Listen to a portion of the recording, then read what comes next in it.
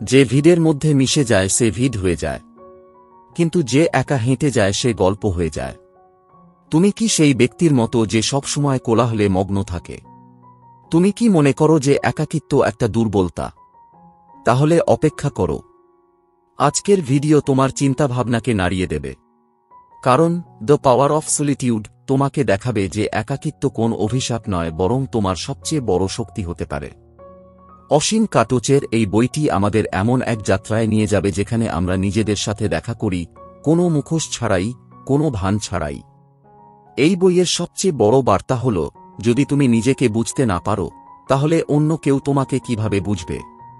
The power of solitude আমাদের শেখায় যে একা থাকা ভয়াবহ নয়, বরং প্রয়োজনীয়। অন্যদের আগে নিজেকে খুশি করা গুরুত্বপূর্ণ। আর সবচেয়ে গুরুত্বপূর্ণ, যখন তুমি নিজের বন্ধু হও, তখন পৃথিবী তোমাকে অনুসরণ করতে শুরু করে। একসময় হিমালয়ের উঁচুতে তপস্যা করছিলেন এক তরুণ ঋষি। তার নাম ছিল আর্ভ। আর্ভ শহরের গ্ল্যামার ছেড়ে চলে গিয়েছিল। সে জানত যে পৃথিবীর ভিড়ের মধ্যে সে কেবল শব্দ পাবে, শান্তি নয়। তাই সে নির্জনতা বেছে নিয়েছিল। মানুষ তাকে পাগল বলত। একা থাকার ফলে তার কি লাভ হবে? কিন্তু সে হেসে বলল, একা থাকলেই তুমি তোমার আসল সত্তার সাথে দেখা করতে পারো। সে প্রতিদিন ধ্যান করত, লিখত এবং চিন্তা করত। ধীরে ধীরে তার মুখ উজ্জ্বল হতে শুরু করে। তার কথাগুলো গভীরতায় ভরে উঠল।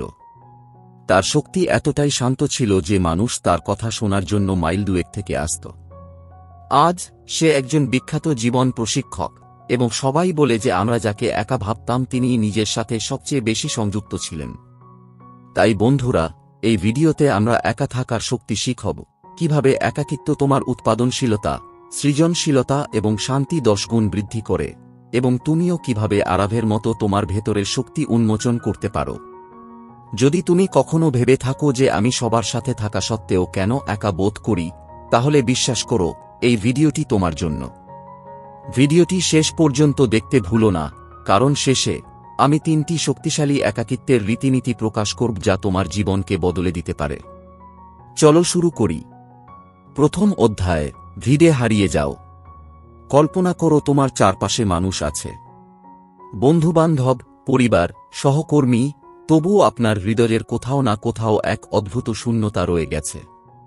আপনি কি কখনো একা অনুভব করেছেন, এমনকি যখন সবাই আপনাকে ঘিরে থাকে?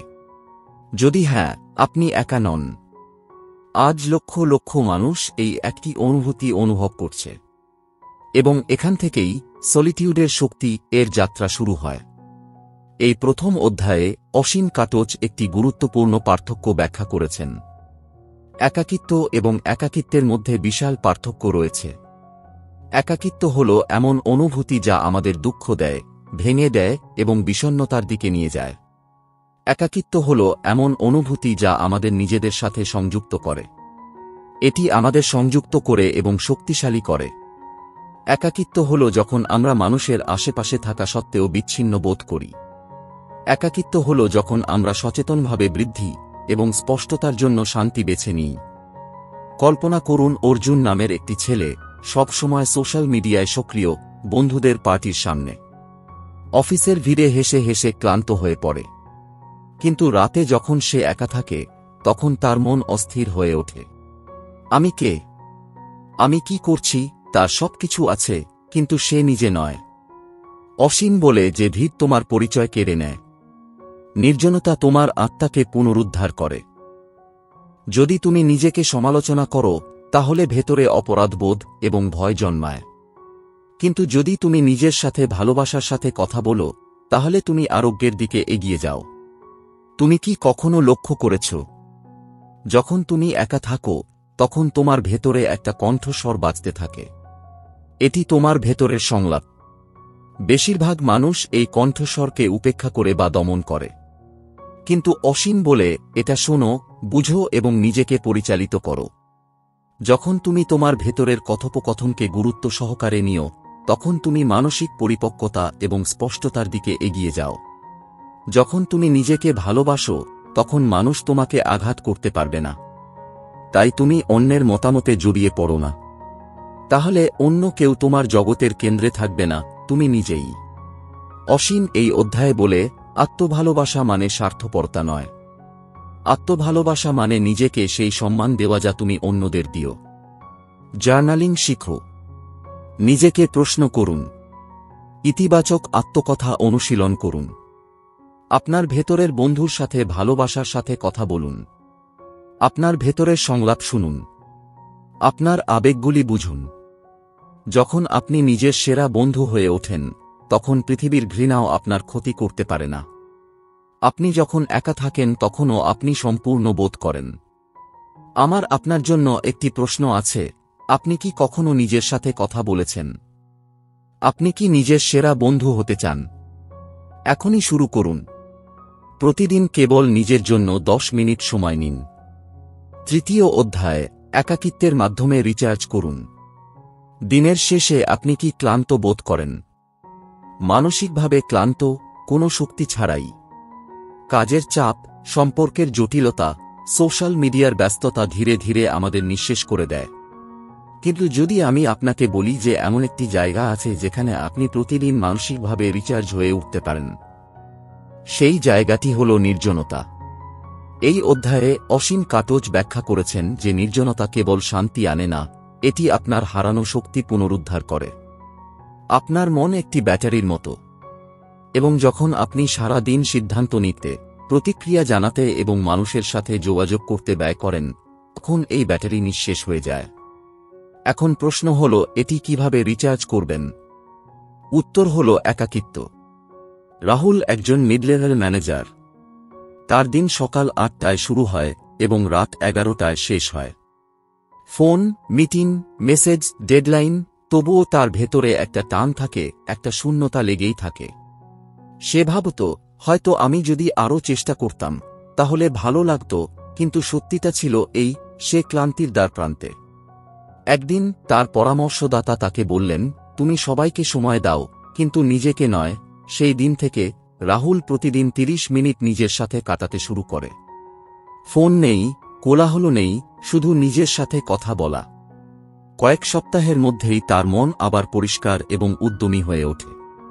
এই অধ্যায়ে অসীম নিজেকে রিচার্জ করার কিছু সহজ কিন্তু জীবন পরিবর্তনকারী কৌশল ব্যাখ্যা করে। প্রকৃতিতে হাঁটা, সকালে বা সন্ধ্যায় একা 15 মিনিট হাঁটুন। ফোন ছাড়া, সঙ্গীত ছাড়া, শুধু পাতার শব্দ শুনুন। নীরবে গান গাও, 10 মিনিট চুপচাপ বসে থাকো। কিছুই করো না, তোমার মস্তিষ্ককে রিসেট হতে দাও। ডিজিটাল ডিটক্স, প্রতিদিন অন্তত 1 ঘন্টা কোন স্ক্রিন ছাড়াই কাটাও। ডোপামিন সার্কিট রিসেট করা সবচেয়ে সহজ উপায় হল মাইন্ড ডাম্প জার্নালিং, কাগজে সবকিছু লিখে রাখো। তোমার মন হালকা বোধ করবে। নির্জনতা তোমার প্রিফ্রন্টাল কর্টেক্স, সিদ্ধান্ত গ্রহণকারী মস্তিষ্ককে শিথিল করে।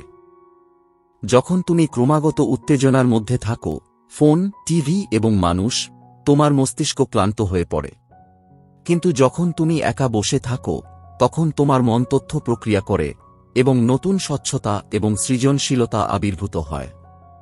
সফল ব্যক্তিরা এই স্বচ্ছতার উপর ভর করে। স্টিভ জবস প্রতি সপ্তাহে একা দীর্ঘ হাঁটতে যেতেন, কেবল চিন্তা করার জন্য। আলবার্ট আইনস্টাইন বলেছিলেন, একাকিত্ব আসল চিন্তার জন্ম দেয়। যদি তুমি এই অভিজ্ঞতা অনুভব করো, তাহলে সম্ভবত তোমার মানসিক রিচার্জের প্রয়োজন। তুমি সহজেই বিরক্ত হও। তুমি সব সময় ক্লান্ত বোধ করো। মনোযোগ দেওয়া কঠিন হয়ে পড়েছে। সিদ্ধান্ত নেওয়া অপ্রতিরোধ্য মনে হয়। এগুলো সবই তোমার নিজের থেকে বিচ্ছিন্ন হওয়ার লক্ষণ।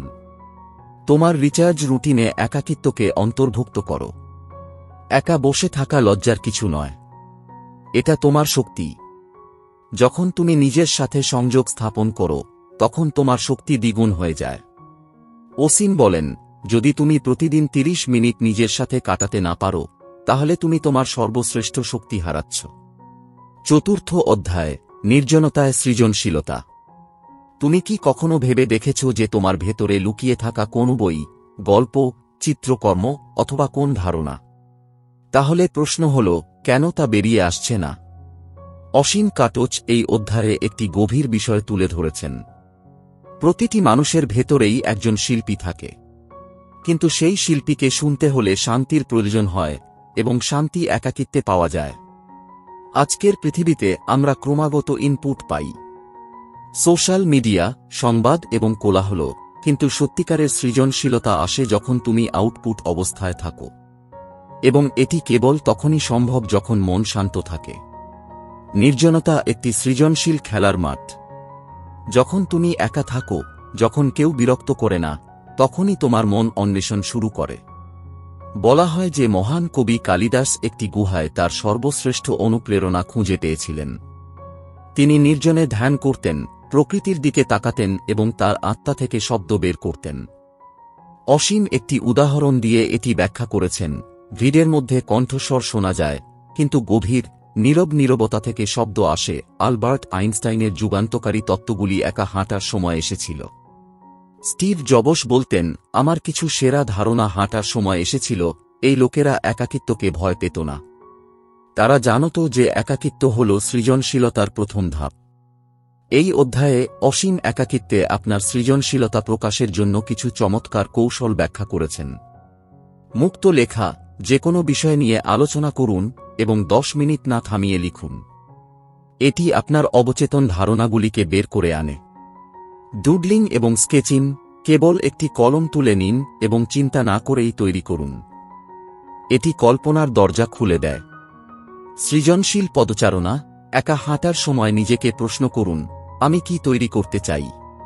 আমার মধ্যে কি লুকিয়ে আছে?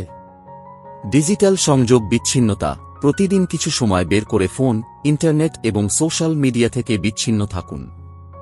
এই নীরবতা আপনার ভেতরের শিল্পীকে কথা বলার সুযোগ করে দেবে। সৃজনশীলতা স্থবির নয়, এটি উন্মুক্ত, এবং মূল চাবিকাঠি হল একাকিত্ব। প্রতিবার যখন আপনি নিজের সাথে সংযোগ স্থাপন করেন, তখন আপনি আপনার কল্পনাকে উড়ে যাওয়ার সুযোগ দেন। যারা ভিড়ের মধ্যে বিভ্রান্ত তারা ট্রেন্ড অনুসরণ করে, কিন্তু যারা একা ভাবেন তারা ট্রেন্ড তৈরি করেন। নির্জনতা আপনার মনকে একটি বিচরণশীল মোডে রাখে, যেখানে ধারণাগুলি অবাধে প্রবাহিত হয়। কোনো বিচার নেই, কোনো বাধা নেই, কেবল কল্পনা এবং অন্তর্দৃষ্টি। যখন আপনি ক্রমাগত প্রতিক্রিয়া দেখান না, তখনই আপনি তৈরি করতে শুরু করেন। অসীম বলেন, আপনার সেরা ধারণাগুলি তখনই আসবে যখন আপনি চুপচাপ, একা, নিজের সাথে বসে থাকবেন। সৃজনশীলতা সবার মধ্যে উপস্থিত, কিন্তু শোনার জন্য নীরবতা প্রয়োজন। নির্জনতা আপনার মনকে এমন একটি স্থান দেয় যেখানে নতুন কিছু জন্ম নিতে পারে। আপনার সময়সূচিতে একাকী সময় তৈরি করুন এবং আপনার ধারণাগুলিকে প্রস্ফুটিত হতে দেখুন। এখন প্রশ্ন হল, আপনি কি প্রতিদিন নিজের সাথে কিছু সময় ব্যয় করেন? আপনি কি কখনো সত্যি আপনার সৃজনশীলতা অনুভব করেছেন? পঞ্চম অধ্যায়, আবেগগত স্বাধীনতা।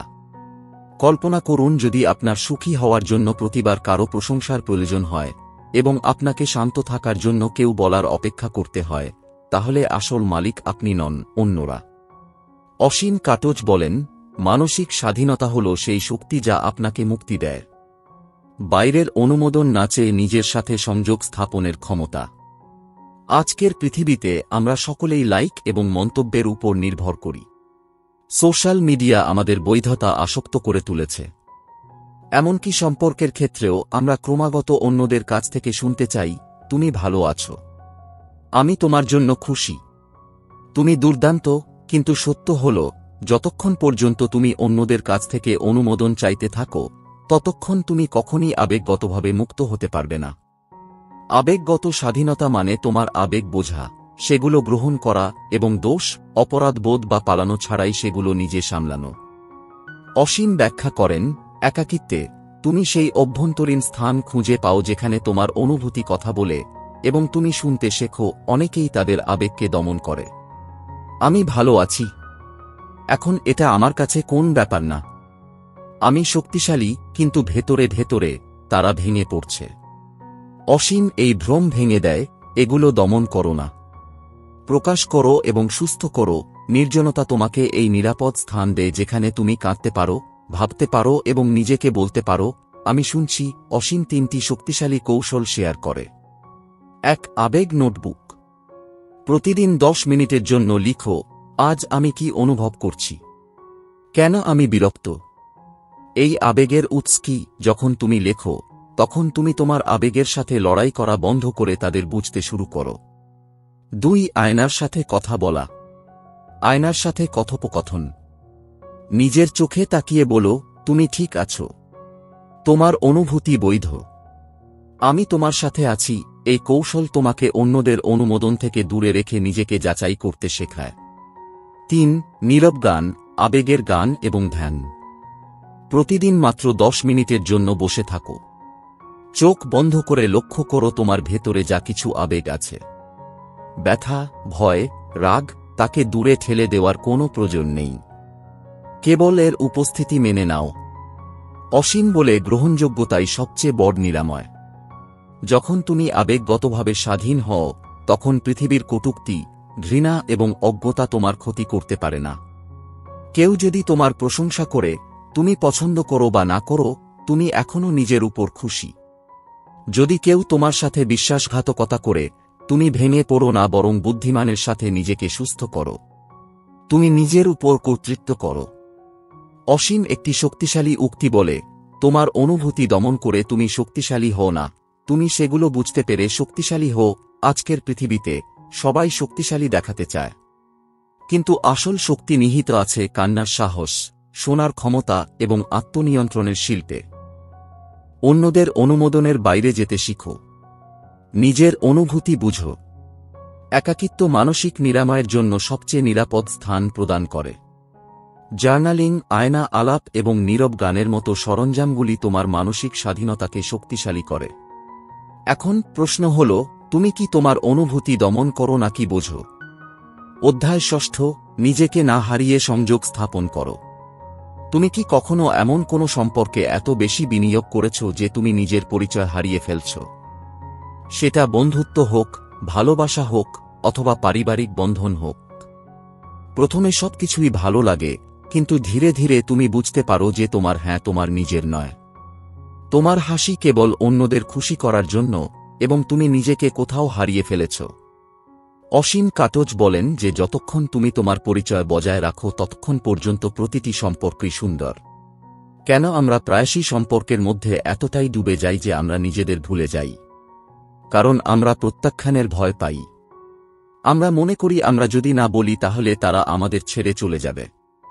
কিন্তু অসীম ব্যাখ্যা করেন যে যে সম্পর্ক তোমার পরিচয়কে চূর্ণ করে টিকে থাকে তা সম্পর্ক নয়, এটি একটি কারাগার। সীমানা কেবল আবেগের বেড়া নয়, এগুলি দেয়াল নয়, বরং স্বাস্থ্যকর সীমা যা তোমাকে নিরাপদ, আত্মসচেতন এবং শক্তিশালী করে তোলে। সীমানা মানে এই নয় যে তুমি দূরে থাকো, বরং সংযুক্ত থাকার সময় তুমি নিজেকে সম্মান করো। অসীম 3টি সহজ ধাপ ব্যাখ্যা করে। স্পষ্ট যোগাযোগ। আমি এটা পছন্দ করি না। আমার একা কিছু সময় প্রয়োজন। আমি এখনই এই বিষয়ে কথা বলতে চাই না। তোমার অনুভূতি এবং চাহিদা প্রকাশ করতে শিখো। স্পষ্টতা শ্রদ্ধা তৈরি করে। 2 একটি সম্পূর্ণ বাক্য। প্রতিবার ব্যাখ্যা করার দরকার নেই। না বলাটা ঋণ, অপরাধবোধ নয়। যে তোমাকে সত্যিকার অর্থে ভালোবাসে সে তোমার সীমানা বুঝবে, ভাঙবে না। 3টি আত্মপরীক্ষা। প্রতি সপ্তাহে নিজেকে জিজ্ঞাসা করুন, আমি কি এই সম্পর্কের মধ্যে বেড়ে উঠছি নাকি দম বন্ধ হয়ে যাচ্ছি? আমার কণ্ঠস্বর কি শোনা যাচ্ছে নাকি দমন করা হচ্ছে? এই পরীক্ষাগুলি তোমাকে নিজের সাথে সংযুক্ত রাখে। কখনো কখনো আমরা একজন ব্যক্তির উপর এতটাই নির্ভরশীল হয়ে পড়ি যে তারা আমাদের মেজাজ, আমাদের শক্তি নিয়ন্ত্রণ করে।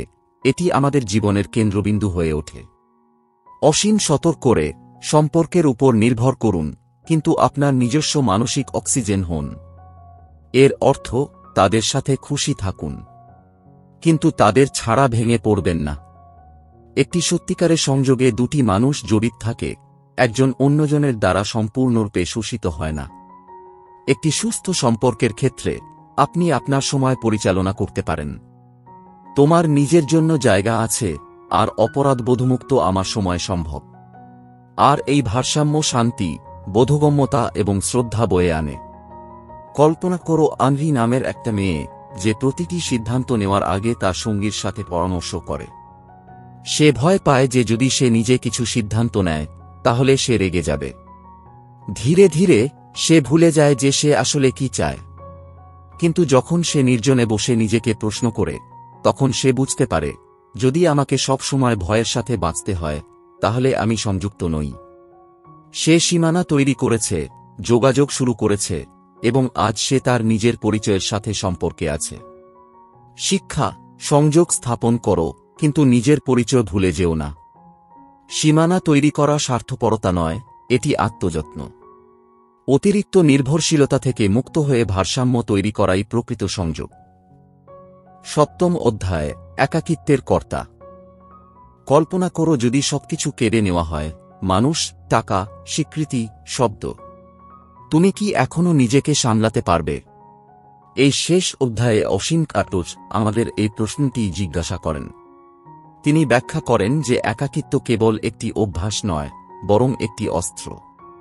পৃথিবী সবসময় বলে একাকিত্ব খারাপ, কিন্তু অসীম বলেন যে ব্যক্তি একা থাকতে শেখে সে পৃথিবী শাসন করতে পারে। যখন আপনি একা সুখী থাকতে শেখেন তখন আপনি মানসিক স্বাধীনতা, স্পষ্টতা এবং আত্মমর্যাদার উচ্চতায় পৌঁছান। এটি একটি প্রক্রিয়া যার 3টি অপরিহার্য স্তম্ভ রয়েছে: প্রতিদিন নীরবতা। ভিড় থেকে বেরিয়ে আসুন, নিজের সাথে সংযোগ স্থাপন করুন। প্রতিদিন 15 থেকে 30 মিনিটের জন্য মননশীল নীরবতা আলাদা করে রাখুন।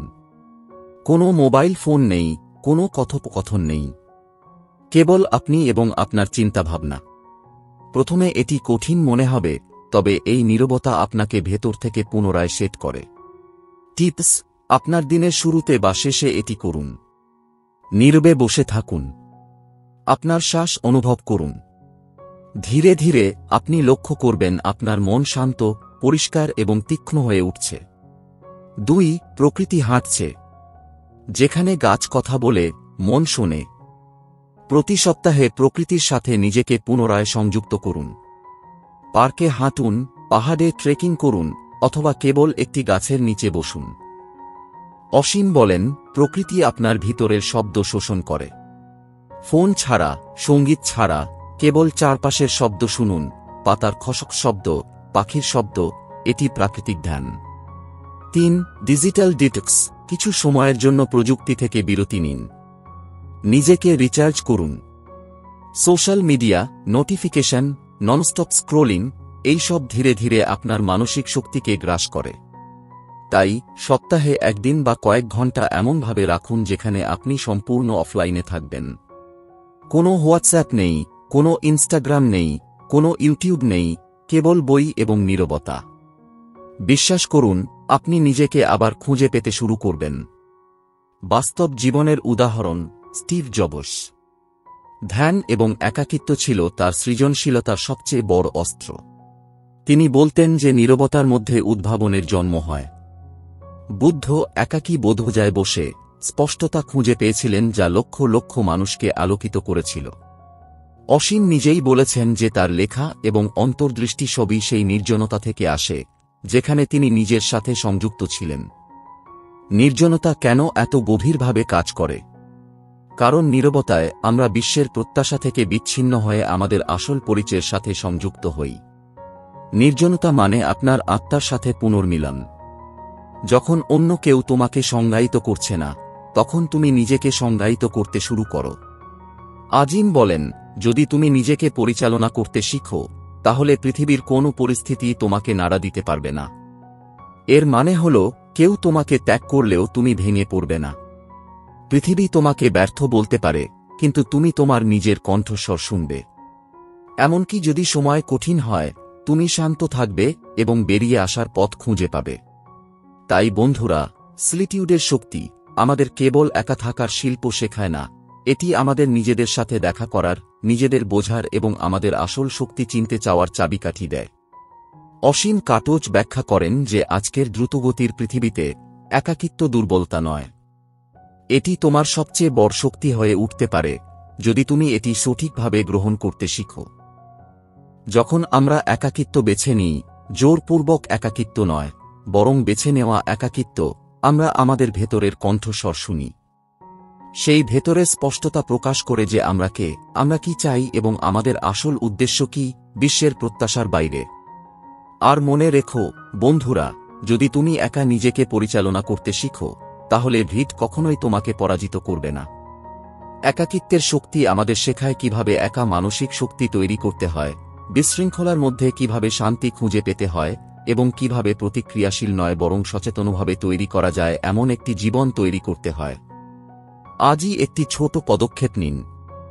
সোশ্যাল মিডিয়া থেকে কয়েক ঘন্টা দূরে থাকুন। একা একটি শান্ত হাঁটা অথবা নিজের সাথে মাত্র 10 মিনিটের নীরবতা এবং আপনার আত্মা আপনার সাথে কথা বলতে দেখুন।